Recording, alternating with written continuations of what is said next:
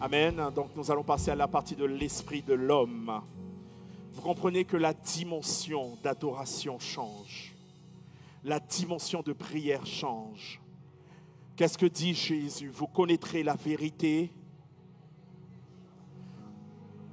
Tu es affranchi lorsque tu découvres la vérité. Naissance de l'esprit. Donc comme nous l'avons vu tout à l'heure dans Genèse 2, verset 7, et l'Éternel Dieu forma l'homme de la poussière de la terre et il souffla dans ses narines un souffle de vie et l'homme devint un être vivant. Donc j'utilise ce petit symbole pour pouvoir caractériser l'esprit, d'accord? Comme l'esprit, je vous ai dit, fait partie des énergies, des lumières qui sont dans l'être de l'homme. Donc, nous reprenons 1 Thessaloniciens 5, verset 23, qui nous parle de l'esprit, et c'est ce que nous allons voir ensemble. Alors, c'est quoi l'esprit? Nous allons essayer de définir un peu, parce que c'est tellement vaste que nous allons tout simplement prendre que quelques parties. Amen. Parce que c'est comprendre la base pour ensuite aller vers ce. Alors, l'esprit fait partie composant de l'être intérieur de l'homme. D'accord? Selon 1 Thessaloniciens 5, verset 23. Nous allons voir que l'esprit est une partie immatérielle, active de l'être intérieur, mais qui a besoin d'être connecté pour développer son leadership. Comme je vous l'ai dit tout à l'heure au départ, nous allons vous expliquer pourquoi l'esprit a besoin de prendre sa place. Pourquoi l'esprit de l'homme n'est pas à sa place. Comment l'esprit de l'homme s'alimente-t-il? Donc nous allons passer rapidement dessus.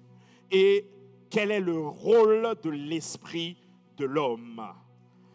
Nous attaquons directement par quel est le rôle de l'esprit de l'homme et pourquoi doit-il être disposé? Est-ce que tu peux dire disposé? Disposé. Alors, c'est quoi être disposé à recevoir? Il faut savoir que le rôle de notre esprit consiste à fusionner avec l'Esprit de Dieu. Voici le rôle principal de notre esprit. Dieu a créé l'esprit en l'homme pour que lui puisse venir fusionner avec notre esprit. Mais James, d'où sors-tu cela? Eh bien mes frères, comme je vous l'ai toujours dit, de la parole. 1 Corinthiens 6, verset 17 nous dit, mais celui qui s'attache au Seigneur est avec lui un seul esprit. En d'autres termes, si tu t'attaches à Jésus, alors Jésus va fusionner avec ton esprit. Voici le rôle principal de ton esprit. Il faut savoir que suite au péché, d'accord, notre esprit a perdu cette connexion-là. Notre esprit a perdu sa connexion et sa disposition envers l'Esprit de Dieu. D'accord? Voilà pourquoi nous devons nous battre pour reprendre notre place. Psaume 51, verset 12 nous dit, « Oh Dieu, crée en moi un cœur pur. » Est-ce que vous voyez, il commence par demander de purifier d'abord son cœur. Amen. Vous voyez l'importance du cœur. Crée en moi d'abord un cœur pur et ensuite renouvelle en moi un esprit bien.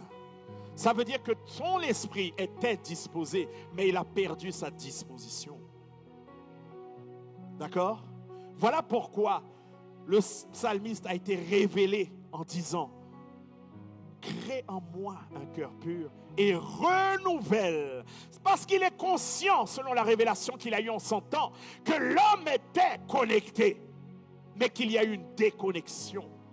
Voilà pourquoi il demande de renouveler un esprit bien disposé. Le corps de l'homme, comme je vous l'ai dit tout à l'heure, a été créé pour être la demeure de Dieu. D'accord? Ça veut dire que non seulement Dieu veut fusionner avec ton esprit, mais il veut habiter dans ton corps. D'accord? C'est pas moi qui le dis. Éphésiens 2, verset 22, il dit, en lui vous êtes aussi édifiés pour être une habitation de Dieu. Alléluia. Une habitation de Dieu. Donc ça veut dire que Dieu attend de nous que l'on soit conforme pour qu'il vienne habiter en nous. Voilà pourquoi il dit que tu es le temple du Saint-Esprit. Tu commences à comprendre le truc? Tu es le temple du Saint-Esprit. Donc comporte-toi comme quelqu'un dont Dieu va faire grâce de venir habiter en lui par son esprit. Es-tu disposé à recevoir le Père et Jésus en toi? On va me dire, mais James, tu es fou. Tu parles du Père, le créateur du ciel, de la terre, de l'univers, de tout ce qui existe, et ceux qu'on connaît, ceux qu'on ne connaît pas. Tu dis, est-ce que le Père et Jésus, le sauveur des nations, peuvent venir habiter en moi, pécheur que je suis? Je te dis oui. Si tu es disposé, cela est possible. Je ne suis pas en train de te donner une doctrine. Cela devrait être l'aspiration de tous les enfants de Dieu. Que le Père et Jésus viennent habiter en eux. Ce n'est pas une doctrine des hommes, mais c'est Dieu lui-même qui dit dans Jean 14, verset 23, c'est Jésus qui parle. Ce n'est pas un apôtre qui parle, mais c'est Jésus qui parle. Jésus lui répondit, si quelqu'un m'aime, il gardera quoi? Vous vous souvenez du secret tout à l'heure? Vous vous souvenez du secret? Voici la puissance de ce secret-là. Lorsque tu comprends ce secret et que tu l'appliques, si tu gardes la parole, qu'est-ce qui va se passer? Et mon Père, alors il gardera ma parole et mon Père l'aimera. Tu veux que Dieu puisse t'aimer? Tu veux que Dieu soit fier de toi? Tu veux que Dieu soit tellement fier de toi qu'il ose appeler Satan pour lui dire, tu as vu ma fille, tu as vu mon fils, il n'y a pas un homme qui l'aime. Qu'il fasse comme il a fait pour Job. C'est l'amour que Dieu avait pour Job. Dieu avait tellement cette fierté de Job. Est-ce que Dieu peut être fier de toi? Si tu veux qu'il soit fier de toi, alors aime-le et garde sa parole.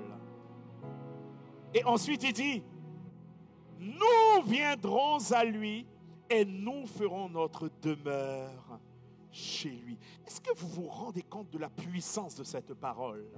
Là, c'est le Père, créateur du ciel, de la terre, de tout ce qui existe.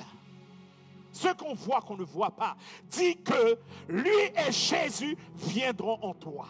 La seule chose que tu as à faire, c'est garder sa parole. Est-ce difficile? Pose la question à quelqu'un, est-ce que c'est difficile? Ça a l'air d'être difficile, hein? Amen. La question que je te laisse, mon frère, ma soeur, quel esprit habite en toi? Puisque Jésus a dit que si tu gardes sa parole, lui et son Père viendront en toi. Si lui et son Père ne sont pas en toi, pose-toi la question, quel esprit habite en toi?